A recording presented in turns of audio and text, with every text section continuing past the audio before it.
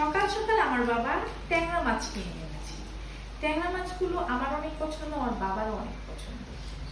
তো ট্যাংরা মাছগুলো এখন আমার করতে হবে। আমি এখন কাটাকাটি করতে যাব ট্যাংরা মাছগুলো। কিন্তু ব্যাপার হলো, এই ট্যাংরা মাছগুলো আমি কিভাবে কাটবো? বাসায় তো কোনো ছাইও নাই। আর এই ট্যাংরা মাছগুলো এত বেশি পিছলা, এগুলো আমি ধরলেই এই কাটা আমি কাটতে পারবো না। এখন আমি কি করি একটু ভাবি, কি করে যাই। আইডিয়া এসে গেছি, কয়েলের ছাই।